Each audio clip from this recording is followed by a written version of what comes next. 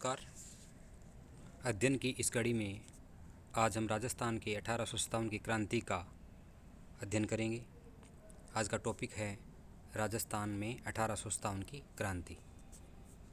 आज का टॉपिक हो गया राजस्थान में 1857 की क्रांति। राजस्थान में 1857 की जो क्रांति है उसके पीछे राष्ट्रीय स्तर के द्वारा जो बीजारोपण किया गया था उसी का प्रभाव था कि राजस्थान में भी इसका प्रभाव हुआ। यद्यपि संपूर्ण राजस्थान में ये अपना प्रभाव नहीं डाल सकी, लेकिन कुछ जो चिन्हित क्षेत्र है वहाँ इसका प्रभाव दूरगामी परिणाम लेकर भी आया था। तो बात करते हैं एक बार राष्ट्रीय स्तर की। 1857 की क्रांति के मूल में कौन कौन से कारण रहे, उन्हीं कारणों के बारे में पहले चर्चा कर लेते हैं। फिर राजस्थान में मुख्य मुख्य जो सैनिक छावनियाँ थी जहाँ ये सक्रिय रहे उनके बारे में चर्चा करेंगे। तो पहला कारण आता है 1857 की क्रांति के पीछे का, वो है प्लासी का युद्ध। प्लासी का युद्ध 1857 की क्रांति का कारण बना। कब हुआ? ये प्लासी का युद्ध याद करना है 23 जून 1757 को। प्लासी का युद्ध कब हुआ? 23 जून 1757 को हुआ। प्लासी है कहाँ पे? प्लासी वर्तमान नदिया जिला है पश्चिम बंगाल का, वहाँ स्थित है। प्लासी का युद्ध अंग्रेज प्रतिनिधि लॉर्ड क्लाइव, वैसे हाईलाइट करने की ज़्यादा ज़रूरत नहीं है, फिर भी मैं कर देता हूँ। अंग्रेज प्रतिनिधि किन के मध्य हुआ था प्लासी का युद्ध? अंग्रेज प्रतिनिधि था लॉर्ड क्लाइव और बंगाल के नवाब थे सिराजुद्दौला, इनके मध्य हुआ प्लासी का युद्ध 23 जून 1757 को पश्चिम बंगाल में नदिया ज़िले में हुआ। ठीक है। और अंग्रेज़ों का प्रतिनिधित्व कर रहे थे लॉर्ड क्लाइव और बंगाल के नवाब थे सिराजुद्दौला। इन दोनों के बीच में युद्ध होता है। यद्यपि सिराजुद्दौला की सेना बड़ी थी, शक्तिशाली थी, लेकिन सिराजुद्दौला के जो प्रधानमंत्री थे मीर जाफ़र, उन्होंने विश्वासघात किया सिराजुद्दौला के साथ, और उसी विश्वासघात का परिणाम रहा वे लॉर्ड क्लाइव जीत गए और प्लासी का युद्ध अंग्रेज जीत गए। 1857 की क्रांति के कारणों की बात कर रहे हैं तो प्रथम कारण रहा है प्लासी का युद्ध। ठीक है। 23 जून 1757 को हुआ, पश्चिम बंगाल के नदिया ज़िले में। अंग्रेज़ों की तरफ से प्रतिनिधित्व कर रहे थे लॉर्ड क्लाइव और बंगाल की तरफ से प्रतिनिधित्व कर रहे थे नवाब सिराजुद्दौला। परिणाम क्या रहता है? सिराजुद्दौला अपने ही प्रधानमंत्री, नाम क्या था जिनका? मीर जाफ़र, उनके विश्वासघात के कारण पराजित हो जाते हैं। तो पहला कारण तो ये हो गया। प्लासी के युद्ध के पश्चात अंग्रेज़ों ने अपनी सत्ता है उसकी जड़ें जमाना शुरू कर दिया था, यानी अंग्रेज़ों की भारत में जड़ें यहाँ से मजबूत हुई थी। ठीक है। दूसरा कारण रहा बक्सर का युद्ध। पहला कारण प्लासी का युद्ध 1757 का, दूसरा युद्ध होता है बक्सर का युद्ध। ठीक है। बक्सर का युद्ध कब होता है? 28 अक्टूबर 1764 को। 28 अक्टूबर 1764 को। बक्सर कहाँ पे है? बक्सर ज़िला है वर्तमान बिहार का। ये युद्ध इसलिए इम्पोर्टेंट है क्योंकि बक्सर का युद्ध अंग्रेज प्रतिनिधि था हेक्टर मुनरो। अंग्रेज प्रतिनिधि कौन था? Hector Munro. याद करना है, अंग्रेज़ों की तरफ से था हेक्टर मुनरो। और एक संयुक्त सेना थी। संयुक्त सेना में कौन कौन थे? मुग़ल बादशाह शाह आलम द्वितीय, बंगाल के नवाब मीर कासिम, अवध के नवाब शुजाउद्दौला, ये व्यक्ति थे।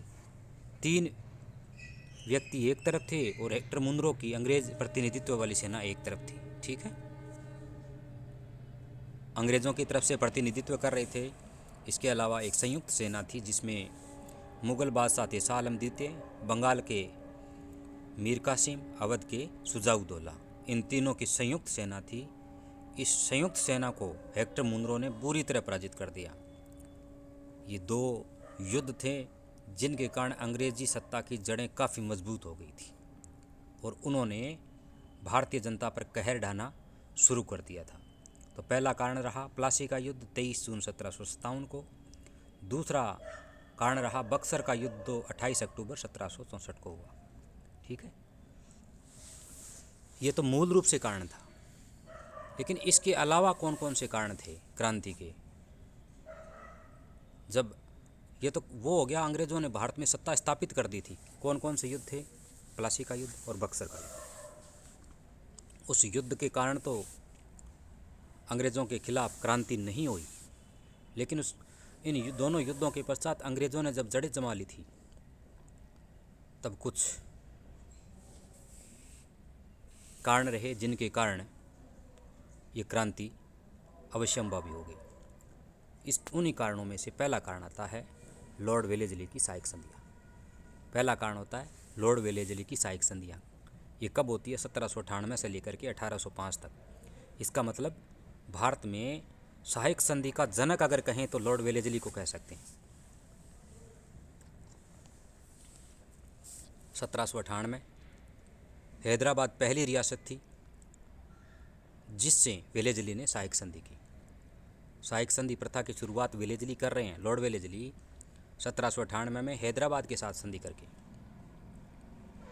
इन्हीं के साथ राजस्थान के भरतपुर और अलवर जैसी रियासतें भी संधि करती हैं। भरतपुर राजस्थान की पहली रियासत थी जिसमें लॉर्ड वेलेस्ली के साथ संधि की। उस समय भरतपुर का शासक था रणजीत सिंह। याद करना है, लॉर्ड वेलेस्ली की बात करें जिन्होंने सहायक संधि प्रथा की शुरुआत की, तो राजस्थान में सबसे पहले भरतपुर के रणजीत सिंह थे जिन्होंने सहायक संधि की। कब की सहायक संधि? 29 सितंबर 1803 को। इसका मतलब 1798 में शुरू होने वाली ये सहायक संधियाँ राजस्थान में 1803 में शुरू होती हैं। तो सबसे पहले भरतपुर रियासत, शासक रणजीत सिंह, सन 29 सितंबर 1803। ठीक है। अब आती है विस्तृत आक्रामक रक्षात्मक संधि करने वाली राज्य की प्रथम रियासत थी अलवर। इसका मतलब अलवर ने भी किसके साथ संधि की? वेलेस्ली के साथ। कब की? बख्तावर सिंह ने 14 नवंबर 1803 को। अलवर के बख्तावर सिंह ने 14 नवंबर 1803 को वेलेस्ली के साथ संधि की। 1857 की क्रांति की बात कर रहे हैं, जिसके मुख्य कारणों में पहला कारण आता है वेलेस्ली की सहायक संधियाँ जो 1798 से 1805 तक है। हैदराबाद भारत की प्रथम रियासत थी जिन्होंने वेलेस्ली के साथ संधि की। राजस्थान की प्रथम रियासत भरतपुर, फिर अलवर ने किया। भरतपुर के शासक थे रणजीत सिंह जिन्होंने 29 सितंबर 1803 को, और अलवर के शासक बख्तावर सिंह ने 14 नवंबर 1803 को संधि की।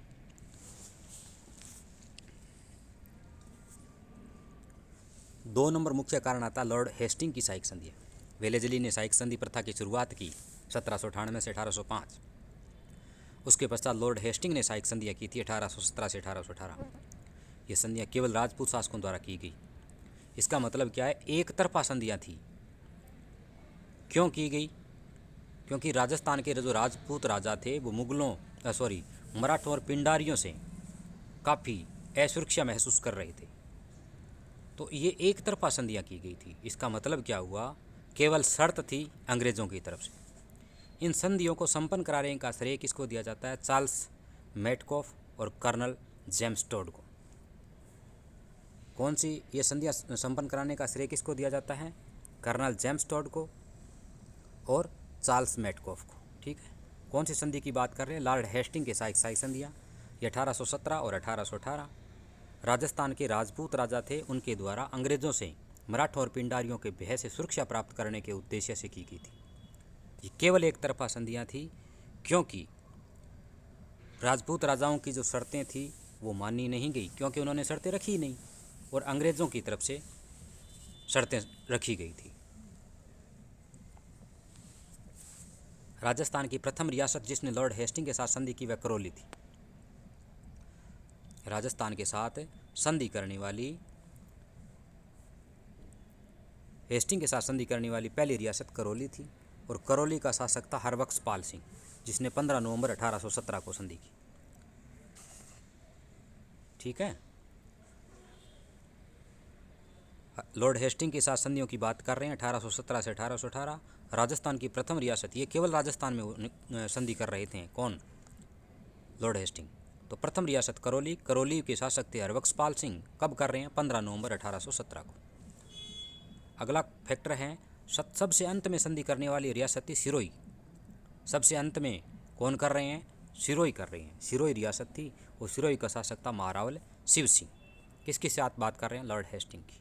ठीक है, ये होगी लॉर्ड हेस्टिंग की सहायक संधियाँ 1817 से 1818।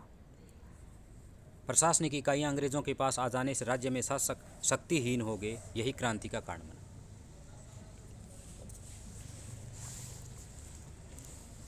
अंग्रेजों ने विदेश, रक्षा जैसे मुद्दे अपने पास रख लिए। बिना अंग्रेजों की अनुमति से विदेशों के साथ व्यापार नहीं हो सकता था। इस प्रकार भारतीय जो शासक हैं वो शक्तिहीन हो गए। इसी कारण इन्होंने क्रांति की। तो लॉर्ड हेस्टिंग के साथ संधि करने का परिणाम रहा 1857 की क्रांति। लॉर्ड हेस्टिंग के साथ संधि के पश्चात लॉर्ड डलहौजी की गोद निषेध नीति, जो डॉक्ट्राइन ऑफ लैप्स भी कहलाती है। डॉक्ट्राइन ऑफ लैप्स की बात करें तो लॉर्ड डलहौजी की थी। किसकी थी doctrine of lapse? Lord Dalhousie की। उन्होंने 1848 में इस प्रक्रिया को शुरू किया था और सतारा यानी महाराष्ट्र का सतारा है वो सबसे पहला शिकार हुआ। इसका मतलब क्या हुआ? जब किसी भी राजा की संतान नहीं होती थी, यानी पुत्र के रूप में संतान नहीं होती थी, तो उस राज्य को अंग्रेज अपने अधिकार में ले लेते थे। और ये नीति क्या कहलाती थी? डॉक्ट्राइन ऑफ लैप्स यानी गोद निषेध नीति या राज्य हड़प नीति भी कहलाती थी। इस नीति का मुख्य उद्देश्य अंग्रेजी साम्राज्य का विस्तार करना था। ठीक है, राजस्थान की कोई भी रियासत गोद निषेध नीति का शिकार नहीं हुई। ये 3 कारण हो गए। अब चौथा कारण है जो तत्कालिक कारण बना 1857 की क्रांति का, वो है लॉर्ड कैनिंग। लॉर्ड कैनिंग की दो घोषणाएं की थी, वो तत्कालिक क्रांति का कारण बना।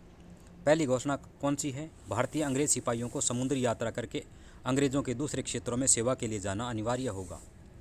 भारतीय सिपाही जल व समुद्र को देवता मानते थे, अतः समुद्री यात्रा को पाप समझते थे। ये पहली कारण था। समुद्र में पैर रखना भारतीय पाप मानते थे। और समुद्र की यात्रा का मतलब क्या हुआ? समुद्र का अपमान करना। इसका मतलब क्या हुआ? हिंदू देवताओं का अपमान। इसे भारतीय सिपाही नाराज हो गए। दूसरा कारण क्या था? जो ब्राउन बेस बंदूक थी, पहले ब्राउन बेस बंदूक थी, उसके स्थान पर एनफील्ड राइफल का प्रयोग हो गया। ये हो सकता है एक अफवाह हो, लेकिन तत्कालिक कारण बना। ब्राउन बेस बंदूक पहले यूज होती थी, उसके स्थान पर अंग्रेज़ों ने चेंज करके एनफील्ड राइफल लगा दी, और जिसमें कारतूस को मुंह से खोलना होता था, और इनमें कारतूसों के गाय और सूअर की चर्बी प्रयोग में ली जाती थी। चर्बी वाले कारतूसों के कारण ही क्रांति का सूत्रपात हुआ, या प्रमुख कारण रहा। तो क्रांति के 2 मुख्य कारण रहे।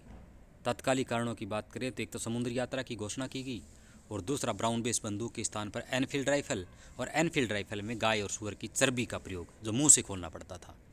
इसका मतलब गाय हिंदुओं का प्रतीक, सूअर मुसलमानों का प्रतीक, इन दोनों का अपमान हुआ, यानी धार्मिक आहत के फलस्वरूप क्रांति का सूत्रपात हो गया। अब आता है एनफील्ड राइफल दिसंबर 1856 में सेना में शामिल की गई थी। ये एक नया फैक्ट है, इम्पोर्टेंट भी है। एनफील्ड राइफल को कब शामिल किया, जो 1857 की क्रांति का तत्कालिक कारण बना, तो दिसंबर 1856 में शामिल किया गया था। ठीक है, अब आता है क्रांति की योजना। 1857 की क्रांति की बात कर रहे हैं, तो क्रांति की क्या योजना थी? जनक माने जाते हैं नाना साहिब और ढाका के नवाब अजीमुल्ला, 2 व्यक्ति हैं। अगर अकेले जनक की बात करें तो नाना साहिब। ठीक है, 2 व्यक्ति की बात करें या टोटल बात करें कौन कौन से जनक थे, तो एक तो नाना साहिब थे और एक ढाका के नवाब थे अजीमुल्ला खां।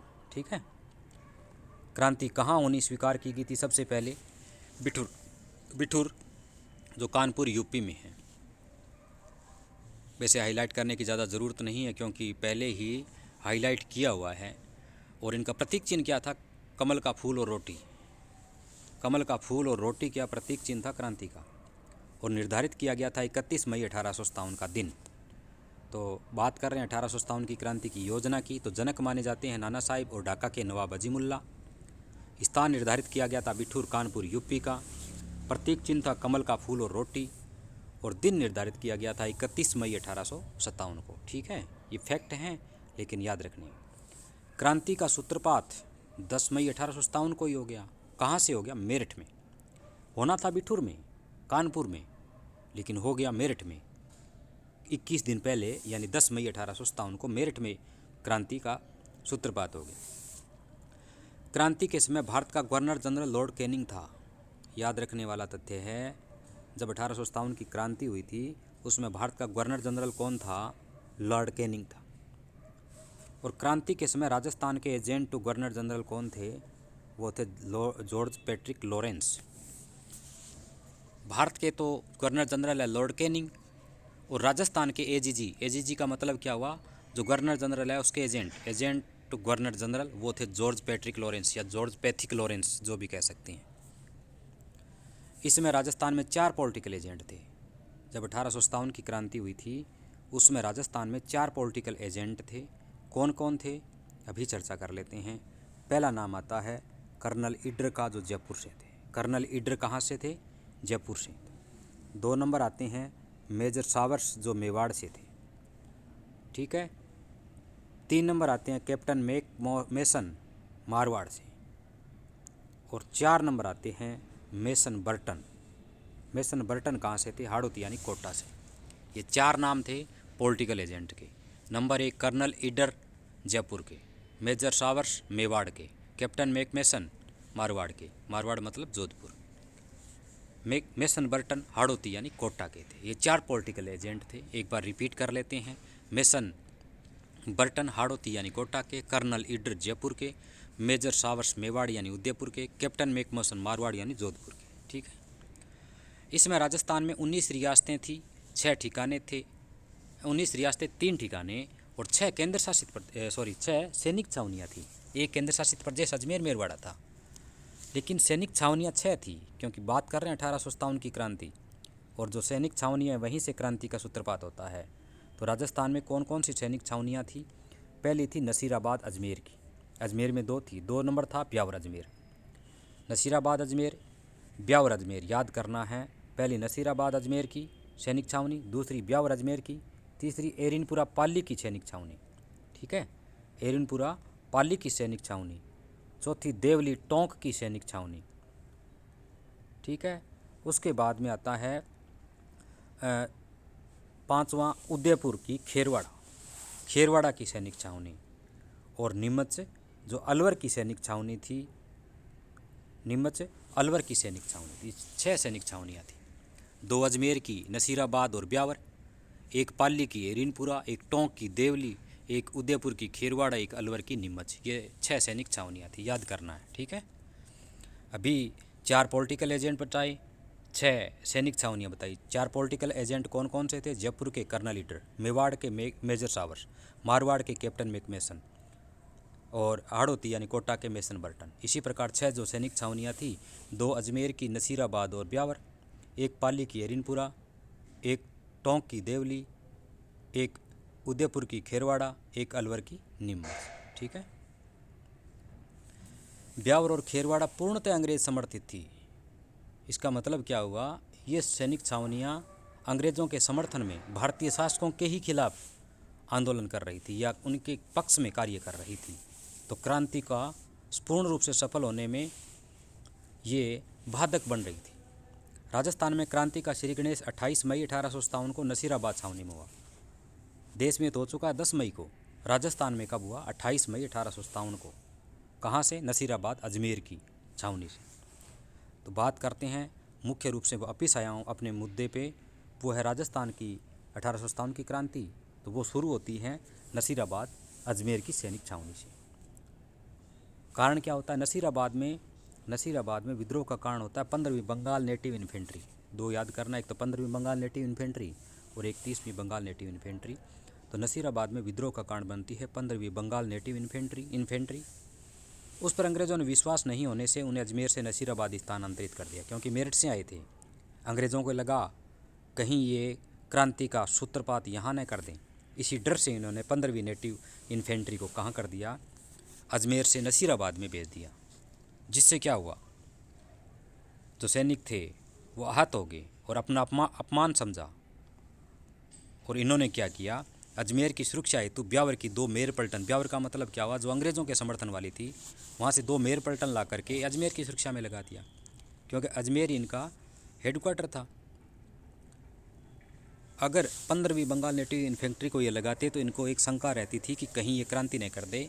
इसी भय से इन्होंने नसीराबाद इनको भेज दिया और इनकी जगह ब्यावर से 2 मेयर पलटन तैनात कर दी, जो अंग्रेज़ों के पूर्ण रूप से समर्थन थी।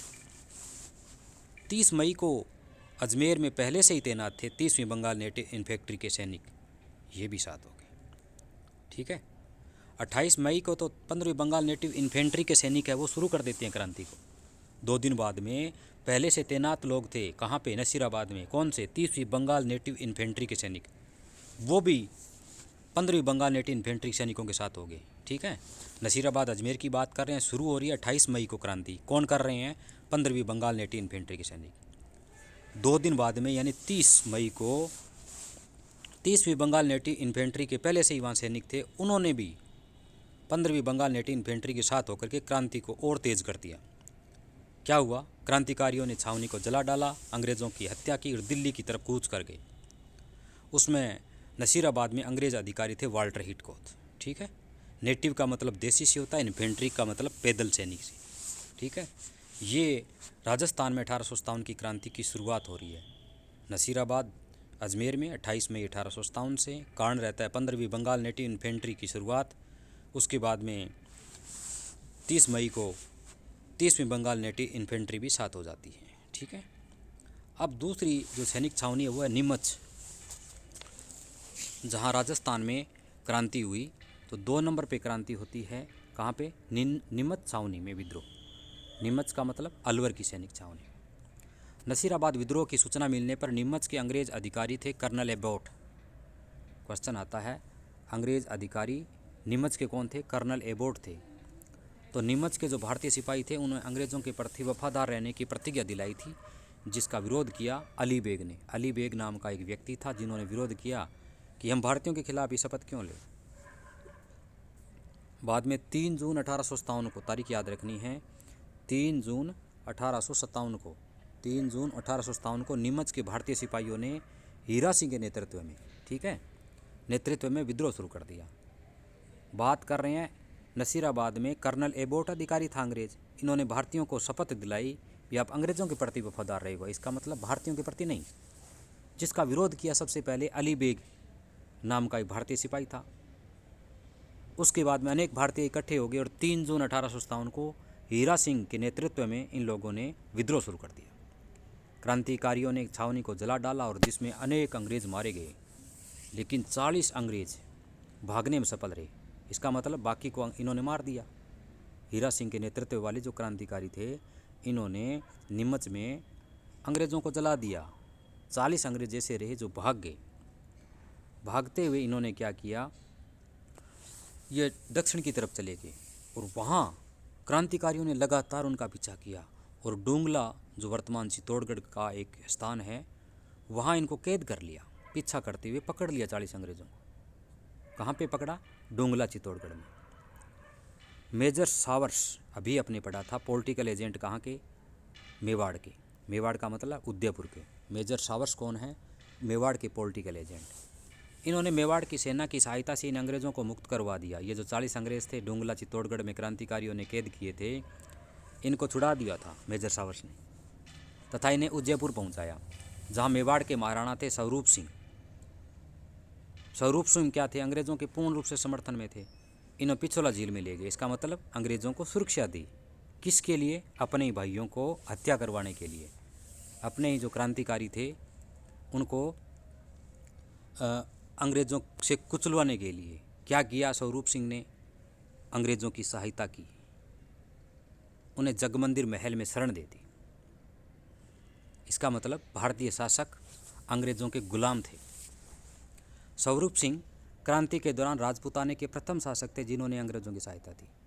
मतलब सबसे ज़्यादा चापलूसी, सबसे पहले चापलूसी करने वाला शासक था ये स्वरूप सिंह मेवाड़ का, जिन्होंने ये जो 40 अंग्रेज़ थे इनको, उनकी सेवा की, उनको क्रांतिकारियों से छुड़ाया और जगमंदिर जो महल है पिछोला झील में बना हुआ, वहाँ शरण दे दी। स्वरूप सिंह क्रांति के दौरान राजपूताने का प्रथम शासक था जिन्होंने अंग्रेजों की सहायता की। 1857 की क्रांति में सर्वप्रमुख योगदान बीकानेर के सरदार सिंह का, यानी सबसे ज़्यादा योगदान, सबसे पहला तो योगदान था किसका, स्वरूप सिंह का, लेकिन सबसे ज़्यादा अंग्रेज़ों के समर्थन वाला शासक था सरदार सिंह बीकानेर का। और सबसे ज़्यादा समर्थन वाली रियासत थी कोटा। 3 फैक्ट हो गए। सबसे पहला अंग्रेज़ों की सहायता करने वाला राजपूताने का शासक था स्वरूप सिंह मेवाड़ का। सबसे ज़्यादा सहायता करने वाला था बीकानेर का सरदार सिंह। और सबसे ज़्यादा सहायता करने वाली रियासत थी कोटा। ठीक है। अब आता है एरिनपुरा छावनी में विद्रोह। एरिनपुरा छावनी में विद्रोह। एरिनपुरा का मतलब क्या हुआ, वही पाली की छावनी में विद्रोह। ठीक है। कब होता है एरिनपुरा छावनी में विद्रोह? ये होता है 21 अगस्त 1857 को एरिनपुरा में विद्रोह होता है। पहला नसीराबाद, नीमच, अब एरिनपुरा की बात कर रहे हैं। समय है 21 अगस्त 1857 को। यहाँ के क्रांतिकारियों ने छावनी को जला करके अंग्रेज़ों को मारते हुए चलो दिल्ली मारो फिरंगी का नारा लगाते हुए दिल्ली की ओर रवाना हो गए। इसका मतलब चलो दिल्ली और मारो फिरंगी का नारा कौन सी विद्रोह के समय हुआ था, कौन सी सैनिक छावनी से संबंधित है? तो एरिनपुरा पाली की छावनी से संबंधित है। ये बहुत इंपॉर्टेंट है। एरिनपुरा छावनी विद्रोह कब होता है? पहली बात 21 अगस्त 1857 को। कौन सा नारा दिया? चलो दिल्ली मारो फिरंगी। फिरंगी मतलब अंग्रेज़ों से हैं। और दिल्ली की तरफ कूच करके, कहाँ से? एरिनपुरा से। एरिनपुरा से दिल्ली जाते हुए रास्ते में उन्हें आउवा ठिकाना आया। आउवा पहले पाली में है, अभी पाली का कौन सा? एरिनपुरा। एरिनपुरा से थोड़ी दूर चले तो आउवा ठिकाना आया। ठीक है। आउवा के ठाकुर थे कुशाल सिंह चंपावत। इन्होंने क्रांतिकारियों को अपनी सहायता नेतृत्व प्रदान किया। इसका मतलब कुशाल सिंह चंपावत भी अंग्रेज़ों के खिलाफ थे। उन्होंने जो क्रांतिकारी थी उनकी आवभक्त की, उनकी सहायता की और उनका लीडरशिप यानी नेतृत्व भी प्रदान किया। इसका मतलब नेता बन गए थे अंग्रेज़ों के खिलाफ क्रांतिकारियों के कुशाल सिंह चंपावत। कहाँ के थे? आउवा ठिकाने थे, वो भी पाली में है। बात कर रहे हैं एरिनपुरा, वो पाली। एरिनपुरा के बाद में आउवा आए, वो भी पाली। क्रांतिकारियों ने 8 सितंबर 1857 को कुशाल सिंह चंपावत के नेतृत्व में, तारीख याद रखनी है 8 सितंबर 1857 को, तारीख याद रखनी है 8 सितंबर 1857 को कुशाल सिंह चंपावत के नेतृत्व में कर्नल हिटकोथ तथा मारवाड़ की संयुक्त सेना, देखो कर्नल हिटकोथ हैं अंग्रेज़ों के, मारवाड़ के शासक है अनार सिंह, इन दोनों की जो ज्वाइंट सेना थी उनके मध्य युद्ध होता है। उस युद्ध का नाम है बिथोड़ा का युद्ध। इस युद्ध में क्रांतिकारियों से अंग्रेज़ बुरी तरह हार जाते हैं। प्रथम कौन सा युद्ध है? एरिनपुरा की बात कर रहे हैं, 21 अगस्त 1857 को। फिर आउवा के ठाकुर कुशाल सिंह चंपावत नेतृत्व करते हैं, लेकिन अंग्रेज़ों के साथ बिथोड़ा, वो भी पाली में है, वहाँ 8 सितंबर 1857 को युद्ध हो जाता है। किसके साथ? अंग्रेज़ों का प्रतिनिधित्व कर रहे हैं हिटकोथ और अनार सिंह। अनार सिंह जोधपुर के शासक हैं, हिटकोथ अंग्रेज़ हैं। ये दोनों मिलकर के क्रांतिकारियों के खिलाफ लड़ रहे हैं। लेकिन बिथोड़ा पाली का जो युद्ध है 8 सितंबर 1857 को, उसमें हार जाते हैं। ठीक है। इस युद्ध में मारवाड़ का सेनापति अनार सिंह मारा गया। जो मारवाड़ की तरफ से सेनापति आया था अनार सिंह, वो मारा गया। 18 सितंबर 1857 को इस युद्ध से क्या हुआ? अंग्रेज़ आहत हो गए और इन्होंने 10 दिन बाद में, 8 सितंबर को वो था, फिर 18 सितंबर 1857 को क्रांतिकारियों ने चेलाबास, ये भी पाली में है, वहाँ फिर युद्ध हुआ, फिर झड़प हुई और पुनः पराजित हो गए अंग्रेज। ठीक है। 8 सितंबर 1857 को कौन सा युद्ध होता है? बिथोड़ा पाली का युद्ध। किसके मध्य? अंग्रेज प्रतिनिधि हिटकोथ और मारवाड़ के सेनापति अनार सिंह की संयुक्त सेना, और क्रांतिकारी अनार सिंह मारा जाता है। 18 सितंबर 1857 को चेलाबास पाली के युद्ध में पुनः अंग्रेज पराजित हो जाते हैं। और इस युद्ध में मारवाड़ का पॉलिटिकल एजेंट है कैप्टन मैकमेसन, ये मारा जाता है। अभी पढ़ा था अपने 4 पॉलिटिकल एजेंट थे, जिसमें मारवाड़ का पॉलिटिकल एजेंट था मैकमेसन, वो मारा गया। क्रांतिकारियों ने उसका शीश काट करके आउवा के किले के दरवाजे पर टांग दिया। इसका मतलब वो वापस चले गए थे। कहाँ से? चेलाबास से वापस आउवा की तरफ। अभी तक अपने पाली में हैं। कहाँ से चले थे? चले थे सबसे पहले एरिनपुरा, 21 अगस्त 1857 चलो दिल्ली मारो फिरंगी करते हुए आउवा आए। आउवा के कुशाल सिंह चंपावत ने नेतृत्व प्रदान किया। 8 सितंबर 1857 को बिथोड़ा पाली में हिटकोथ और अनार सिंह की सेना को पराजित किया क्रांतिकारियों ने, अनार सिंह मारा गया। 18 सितंबर 1857 को चेलाबास युद्ध में पुनः अंग्रेज पराजित हुए। मारवाड़ का पॉलिटिकल एजेंट कैप्टन मैकमेसन मारा गया। आउवा के किले पर मैकमेसन का सिर काट करके टंगा दिया गया। चेलाबेस के जो युद्ध को कहते हैं गोरों और कालों का युद्ध, ये आता इंपॉर्टेंट फैक्ट है। चेलाबास का जो युद्ध है उसको गोरों और कालों का युद्ध कहते हैं। ठीक है।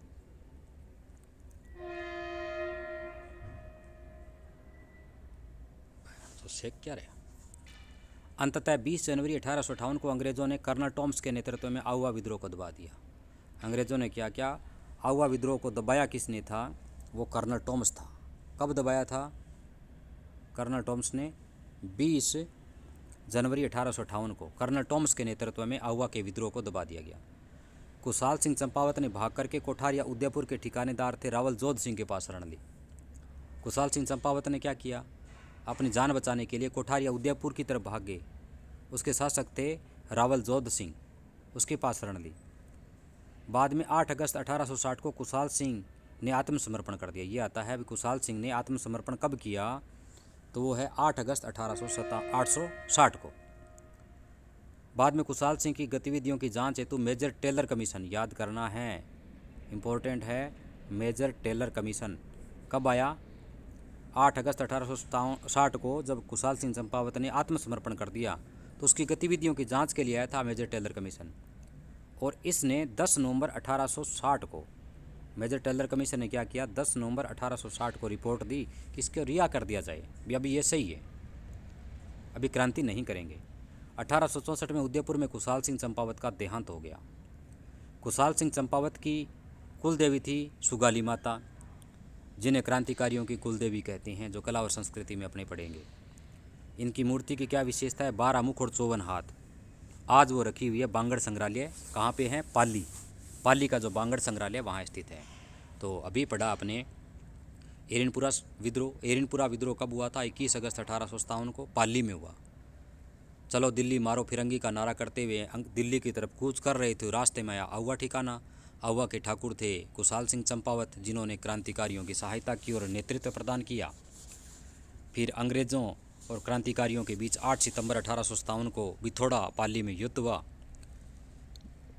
जिसमें अंग्रेज़ों की तरफ से हिटकोथ और मारवाड़ की अनार सिंह सेनापति थे और क्रांतिकारियों ने उन्हें हरा करके अनार सिंह का सिर काट दिया। 18 सितंबर 1857 को, यानी प्रथम जो युद्ध हुआ था 8 सितंबर को बिथोड़ा का युद्ध, उसके 10 दिन बाद में 18 सितंबर 1857 को चेलाबास का युद्ध हुआ, जिसमें मारवाड़ का पॉलिटिकल एजेंट कैप्टन मैकमेसन मारा गया। उसको सिर को काट करके आउवा के किले पर टांग दिया गया। और चेलाबास का युद्ध को कहते हैं गोरों और कालों का युद्ध। अंत में 20 जनवरी 1858 को अंग्रेज़ों ने कर्नल टॉम्स के नेतृत्व में आउवा के विद्रोह को दबा दिया। कुशाल सिंह चंपावत ने भाग करके कोठार या उदयपुर के ठिकानेदार थे रावल जोध सिंह, वहाँ शरण ली। 8 अगस्त 1860 को कुशाल सिंह चंपावत ने आत्मसमर्पण कर दिया। बाद में कुशाल सिंह चंपावत की गतिविधियों की जांच के लिए मेजर टेलर कमीशन बनाया गया और टेलर कमीशन ने 10 जनवरी 1860 को निर्णय लिया कि कुशाल सिंह चंपावत को रिहा कर दिया जाए, अब ये क्रांति नहीं करेंगे। अंत में 1864 में उदयपुर में कुशाल सिंह चंपावत का देहांत हो गया। इन्हीं कुशाल सिंह चंपावत की एक कुलदेवी थी सुगाली माता, जो क्रांतिकारियों की कुलदेवी कहलाती है। यानी क्रांतिकारियों की कुलदेवी कौन थी? तो सुगाली माता, क्योंकि कुशाल सिंह चंपावत ने क्रांतिकारियों का नेतृत्व भी किया और उन्हें सहयोग भी किया था, इसलिए। इस मूर्ति की क्या विशेषता थी? 12 मुख और 54 हाथ थे और आज ये बांगड़ संग्रहालय जो पाली में वहाँ स्थित है। ठीक है। अब हम पढ़ेंगे कोटा विद्रोह। अभी अपने पढ़ा था सबसे ज़्यादा अंग्रेज़ों का सहयोग करने वाली रियासत थी कोटा। ठीक है। तो कोटा में विद्रोह कब हो रहा है? 15 अक्टूबर 1857 को। 15 अक्टूबर 1857 को। इस समय यहाँ का शासक था राम सिंह द्वितीय, जो कि अंग्रेज़ों के पूर्ण रूप से वफादार था। कोटा में विद्रोह का नेतृत्व जयदयाल भटनागर और मेहराब खां। इसका मतलब क्या हुआ? सांप्रदायिक सौहार्द की बात कर रहे हैं, हिंदू मुस्लिम एकता की बात कर रहे हैं। दोनों क्रांति के पक्षधर थे। जयदयाल भटनागर हिंदू, मेहराब खां मुस्लिम थे, लेकिन क्रांति कर रहे हैं।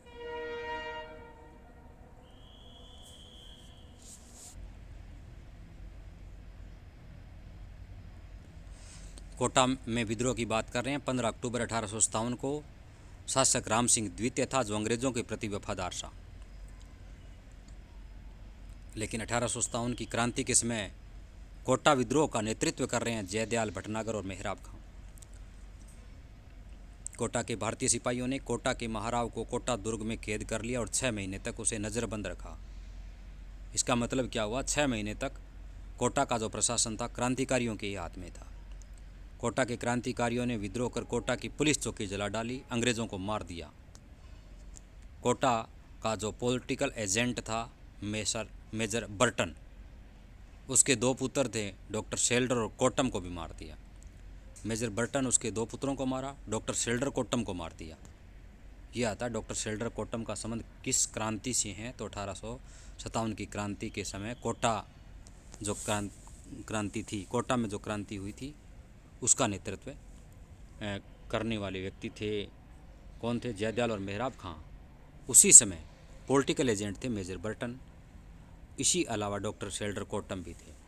क्रांतिकारियों ने मेजर बर्टन का सिर काट करके पूरे कोटा शहर में घुमाया था। क्रांतिकारियों ने क्या किया? मेजर बर्टन जो पॉलिटिकल एजेंट था, उसका सिर काट दिया और पूरे कोटा शहर में घुमा दिया। अंततः करौली के शासक मदनपाल की सहायता से अंग्रेज़ों ने कोटा विद्रोह को दबा दिया। ये भारतीय शासक हैं जो भारतीयों के खिलाफ काम कर रहे हैं अंग्रेज़ों के समर्थन में। करौली के शासक मदनपाल ने अंग्रेज़ों की सहायता में कोटा विद्रोह को दबा दिया, कोटा के महाराव को मुक्त कराया तथा जयदयाल और मेहराब खां को फांसी की सज़ा दिलाई गई थी। मेजर रॉबर्ट्स था जिसने क्रांति को दबाया था। इसका मतलब मदनपाल भारतीय शासक था, मेजर रॉबर्ट्स अंग्रेज़ों की तरफ से, इन दोनों ने मिलकर के क्रांति को दबाया और जयदयाल और मेहराब खां दोनों को फांसी दे दी गई। क्रांति के समय राजस्थान में विद्रोह का सबसे प्रमुख केंद्र रहा कोटा। क्रांति के दौरान कोटा विद्रोह राजस्थान का सुनियोजित तथा नियंत्रित विद्रोह का केंद्र था। क्रांति के बाद अंग्रेज़ों ने कोटा महाराव की 2 तोपों की सलामी कमी कर दी। ये आता है क्वेश्चन, कौन सा क्षेत्र था जहां क्रांति के बाद में अंग्रेज़ों ने अपने समर्थन वाले शासक की 2 तोपों की सलामी कम कर दी थी? तो वो थी कोटा की क्रांति। ठीक है, तो अभी अपने पढ़ा कोटा की क्रांति, जो 15 अक्टूबर 1857 को राम सिंह द्वितीय अंग्रेज वफादार शासक था। क्रांति का नेतृत्व जयदयाल भटनागर और मेहराब खां कर रहे हैं। 6 महीने तक शासक को नज़रबंद बनाए रखा। बाद में इन्होंने पॉलिटिकल एजेंट मेजर बर्टन, उसके 2 पुत्र और डॉक्टर शेल्डर कोटम को मार दिया। क्रांतिकारियों ने क्या किया? मेजर बर्टन का सिर काट करके पूरे कोटा शहर में घुमाया और मेजर रॉबर्ट्स तथा करौली के शासक मदनपाल ने कोटा विद्रोह को समाप्त किया और जयदयाल और मेहराब खां को फांसी दे दी गई। अंत में क्या हुआ? कोटा के महाराजा की जो पदवी है, 2 तोपों की सलामी कम कर दी गई। अब आता है धौलपुर में विद्रोह। वैसे थोड़ा बहुत प्रभाव लगभग संपूर्ण राजस्थान में रहा, लेकिन मुख्य रूप से जो प्रभाव है उसी के बारे में बात कर रहे हैं। धौलपुर में विद्रोह हुआ था सितंबर 1857 को। इस समय यहाँ का शासक था भगवंत सिंह। धौलपुर जब क्रांति हुई थी उस समय उसका शासक था धौलपुर का भगवंत सिंह, जो अंग्रेज़ों के प्रति वफादार था। यहाँ इंदौर तथा ग्वालियर के क्रांतिकारियों ने आकर के सितंबर 1857 विद्रोह किया। इसका मतलब यहाँ के लोकल व्यक्ति नहीं थे। क्रांतिकारी कहाँ से थे? इंदौर और ग्वालियर।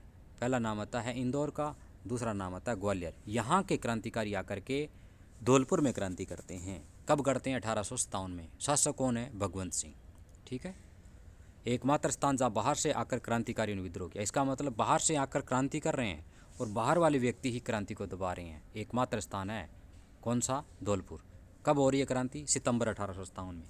कहाँ से क्रांतिकारी? इंदौर और ग्वालियर से। ठीक है, इसका नेतृत्व कौन कर रहे हैं? रामचंद्र और हीरालाल। धौलपुर में विद्रोह का नेतृत्व कर रहे हैं रामचंद्र और हीरालाल।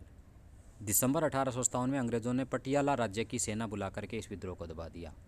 इसका मतलब क्या हुआ? धौलपुर का विद्रोह करने के लिए जो क्रांतिकारी थे वो भी बाहर से आए और क्रांति को दबाने वाले व्यक्ति भी बाहर से आए। पहली बात हुआ कब? सितंबर 1857 में। शासक कौन था? भगवंत सिंह। कहाँ से आए थे क्रांतिकारी? इंदौर और ग्वालियर से। उसके बाद में नेतृत्व किसने किया? रामचंद्र और हीरालाल ने। क्रांति दबी कब? दिसंबर 1857 में पटियाला राज्य की सेना को बुला करके। अब आता है क्रांति में अपना अपूर्व योगदान देने वाले महत्वपूर्ण व्यक्तित्व के बारे में बात कर रहे हैं, जिसमें नाम आता है तात्या टोपे का। जन्म कहाँ होता है? नासिक, महाराष्ट्र में। वास्तविक नाम है रामचंद्र पांडुरंगा। तात्या टोपे का वास्तविक नाम क्या है? रामचंद्र पांडुरंगा, याद रखना है। तात्या टोपे को ने नाना साहेब का स्वामी भक्त सेवक भी कहते हैं। नाना साहेब का स्वामी भक्त अगर सेवक किसको कहते हैं, ये आया तो तात्या टोपे ही कहते हैं। अगर रामचंद्र पांडुरंगा आया तो वो भी एक ही बात है। तात्या टोपे का मतलब रामचंद्र पांडुरंगा, ठीक है। टोपे ने क्रांति के दौरान ग्वालियर केंद्र का नेतृत्व किया था। तात्या टोपे जब क्रांति चल रही थी राष्ट्रीय स्तर पर, उसमें ग्वालियर केंद्र का नेतृत्व कर रहे थे। तात्या टोपे तथा जनरल रॉबर्ट्स के मध्य युद्ध हुआ, वो अलीपुर का युद्ध हुआ था। इसमें तात्या टोपे पराजित हुए थे। इसका मतलब 23 जून 1857 को। एक छोटा सा फैक्ट है, अलीपुर का युद्ध कब और किसके मध्य हुआ था? तात्या टोपे और जनरल रॉबर्ट्स के मध्य कब हुआ था? 23 जून 1857। इसका मतलब छोटा सा फैक्ट है, प्लासी के युद्ध से 100 साल बाद में 23 जून 1757 को प्लासी का युद्ध होता है, और 23 जून 1857 को कौन सा युद्ध हो रहा है? अलीपुर का युद्ध। कौन कर रहे हैं? तात्या टोपे और अंग्रेज प्रतिनिधि जनरल रॉबर्ट्स, ठीक है। अलीपुर में हुआ, इसलिए अलीपुर युद्ध कहते हैं। इस युद्ध में तात्या टोपे पराजित हो जाते हैं। तात्या टोपे भाग करके राजस्थान में पहली बार 8 अगस्त 1857 को कुआड़ा भीलवाड़ा आ गए। अलीपुर का युद्ध कब हो रहा है? 23 जून 1857 को। उसमें वो हार गए। हार करके कहाँ आए? राजस्थान में। 8 अगस्त 1857 को कुआड़ा भीलवाड़ा में आए। 9 अगस्त 1857 को जनरल रॉबर्ट्स ने तात्या टोपे को कुआड़ा के युद्ध में पुनः पराजित किया। इसका मतलब पहले अलीपुर के युद्ध में 23 जून 1857 को हार जाते हैं, राजस्थान की तरफ आ जाते हैं। अलीपुर यूपी की बात कर रहे हैं। और फिर 9 अगस्त को तात्या टोपे कुआड़ा के युद्ध में पुनः पराजित हो जाते हैं। तात्या टोपे ने भाग करके कोठारिया उदयपुर के ठाकुर रावल जोध सिंह के पास रण ली। बाद में तात्या टोपे ने राजस्थान में बांसवाड़ा और झालावाड़ राज्यों पर अधिकार कर लिया। इसका मतलब वो रुके नहीं, क्रांति में लगातार सक्रिय रहे। राजस्थान की बांसवाड़ा और झालावाड़ राज्य उनको अपने अधिकार में ले लिया। टोंक के नवाब को भी हरा दिया। लेकिन प्रतापगढ़ की तरफ जब बढ़े तो प्रतापगढ़ में अंग्रेज प्रतिनिधि थे मेजर रॉक, वो मेजर रॉक से हार गए, ठीक है। तात्या टोपे ने भाग करके नरवर के जागीरदार तथा अपने मित्र मान सिंह नरूका की शरण ली। तात्या टोपे ने सोचा अपने मित्र मान सिंह नरूका के पास चले जाएं, लेकिन मान सिंह नरूका ने क्या किया? कुछ लालच में आकर के अंग्रेज़ों से संधि कर ली और नरवर के जंगलों में तात्या टोपे को छोड़ दिया और अंग्रेज़ों को सूचना दे दी, जिससे अंग्रेज़ों ने उन्हें पकड़ लिया। 18 अप्रैल 1869 को सिपरी, वर्तमान शिवपुरी बोलते हैं, मध्य प्रदेश का, वहाँ तात्या टोपे को फांसी दे दी गई। 18 अप्रैल 1869 को, ठीक है, शिवपुरी मध्य प्रदेश में। टोपे के बारे में बात कर रहे हैं। तात्या टोपे जो नासिक महाराष्ट्र में जन्म होता है, रामचंद्र पांडुरंगा इनका वास्तविक नाम है। नाना साहेब का स्वामी भक्त सेवक था। टोपे ने क्रांति के दौरान ग्वालियर केंद्र का नेतृत्व किया और जनरल रॉबर्ट्स के मध्य 23 जून 1857 को युद्ध होता है, जो प्लासी के 100 साल बाद में।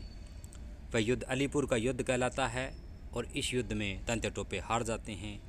हार करके ये राजस्थान की तरफ भागते हैं। 23 जून 1857 का अलीपुर का युद्ध हार गए और 8 अगस्त 1857 को भीलवाड़ा में प्रवेश कर गए, कुआड़ा में।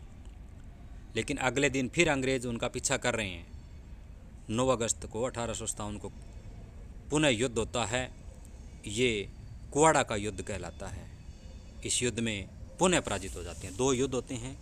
पहला अलीपुर का युद्ध 23 जून 1857, उसमें जनरल रॉबर्ट्स और अंग्रेज़ों की तरफ से प्रतिनिधित्व कर रहे हैं और तात्या टोपे की सेना के बीच में युद्ध, तात्या टोपे हार जाते हैं। फिर 9 अगस्त 1857 को कुआड़ा का युद्ध, इसमें पुनः जनरल रॉबर्ट्स विजेता हो जाते हैं।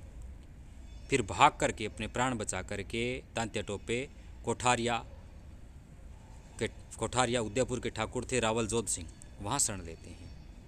लेकिन कुछ समय बाद पुनः वो राजस्थान की तरफ आते हैं, बांसवाड़ा और झालावाड़ राज्यों पर अधिकार कर लेते हैं, टोंक को पराजित कर देते हैं। लेकिन प्रतापगढ़ की तरफ जैसे ही बढ़ते हैं तो वहाँ अंग्रेज प्रतिनिधि है मेजर रॉक से वो हार जाते हैं।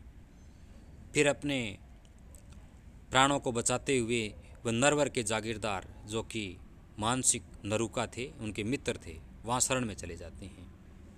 मानसिक नरुका ने अंग्रेज़ों के समर्थन में इनके साथ विश्वासघात किया और इन्हें नरवर के जंगलों में अकेला छोड़ दिया और अंग्रेज़ों को इसके बारे में सूचना दे दी। अंग्रेज़ों ने इन्हें पकड़ लिया। अंततः 18 अप्रैल 1859 को शिवपुरी जो सिपरी थी उस समय फांसी दे दी गई थी। अब आता है क्रांति की असफलता के कारण। क्रांति असफल क्यों हुई? इतनी विस्तृत हुई, इतनी सैनिक व्यवस्था थी, लेकिन असफल क्यों रही? क्रांति के दौरान राजस्थान की ब्यावर और खेरवाड़ा जैसी सैनिक छावनियाँ अंग्रेज़ों के सहायता में थी। पहली बात तो ये थी। दूसरा, राजस्थान में क्रांति की असफलता का प्रमुख कारण देसी राजाओं तथा सामंतों द्वारा अंग्रेज़ों की सहायता करना, ज़्यादातर ये कारण था। इसका मतलब जितने भी राजा थे वो अंग्रेज़ों के पक्ष में लड़ रहे थे। इसके अलावा कुछ जो सैनिक छावनियाँ थी वो पूर्ण रूप से अंग्रेज़ों के समर्थन में थी। तीसरा, क्रांति का समय से पूर्व और सुनियोजित ढंग से नहीं स्टार्ट होना। ठीक है, ये क्रांति के कई कारण रहे। चौथा, इसमें आपसी सामंजस्य की कमी भी रही। क्रांति के समय राजस्थान के शासक जिन्होंने अंग्रेज़ों की सहायता की, यानी राजस्थान के 1-2 शासकों को छोड़कर सभी अंग्रेज़ों के पक्षधर थे। बात कर रहे हैं बीकानेर के शासक सरदार सिंह की।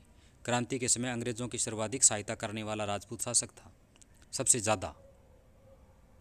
क्रांति के समय राज्य का एकमात्र शासक था जो स्वयं अपनी सेना लेकर अंग्रेज़ों की सहायता हेतु राज्य की सीमा से बाहर कहाँ चला गए? सिरसा, झांसी, हिसार चले गए। अंग्रेज़ों ने इसे सिरसा राज्य के टिब्बी परगने के 41 गांव भेंट किए। 1857 की जब क्रांति हुई उस समय अंग्रेज़ों की सबसे ज़्यादा जी हजूरी करने वाला शासक था सरदार सिंह, बीकानेर का। इन्होंने अपने ही भाइयों के खिलाफ काफ़ी कहर ढाया और केवल नाम और अपने साम्राज्य की रक्षा के लिए अंग्रेज़ों के तलवे चाटे। सिरसा, झांसी और हिसार जैसे क्षेत्रों को अंग्रेज़ों के समर्थन में मिलाने के उद्देश्य से इन्होंने युद्ध लड़ा। अंग्रेज इनके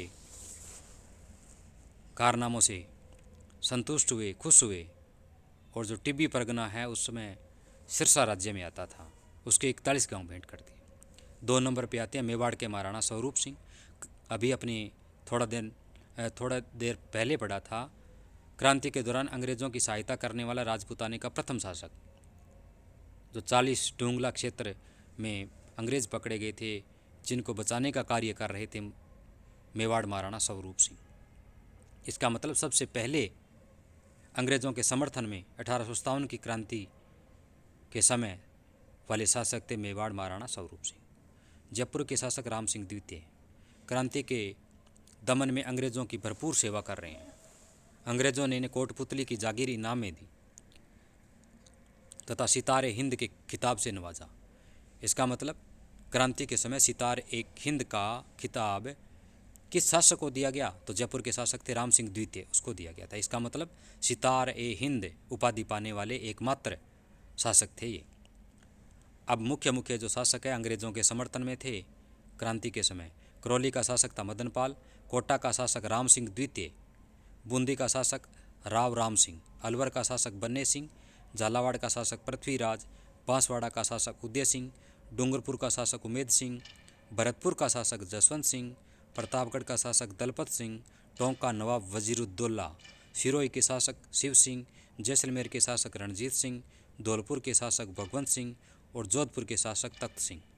इसका मतलब आप अंदाज़ा लगा सकते हैं राजस्थान के कितने राजा अंग्रेज़ों के विरोध में थे। ज़्यादातर राजपूत शासक अंग्रेज़ों के पक्षधर थे। क्रांति में हार का प्रमुख कारण बने राजस्थान के इन राजपूत शासकों का योगदान काफ़ी रहा। और यह इस प्रकार के अनेक कारण रहे जिस कारण 1857 की क्रांति अपने अंतिम परिणाम को प्राप्त करने में असफल रही।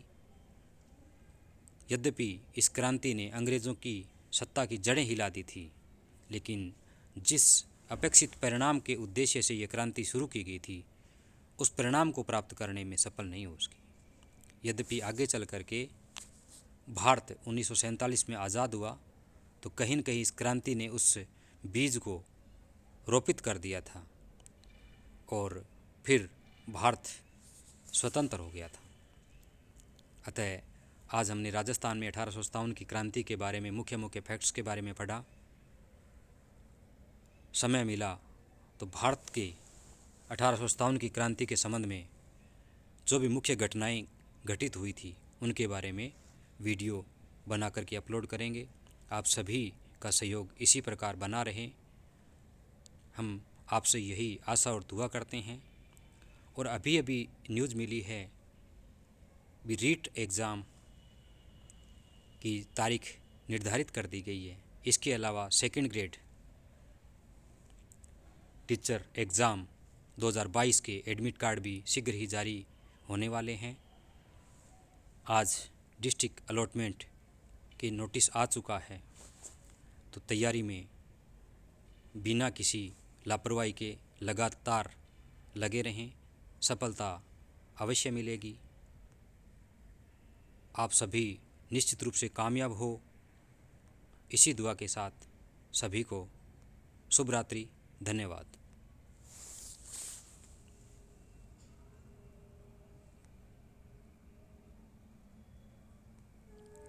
वीडियो को शेयर और लाइक ज़रूर करें, कमेंट लगातार करते रहें। Thank you.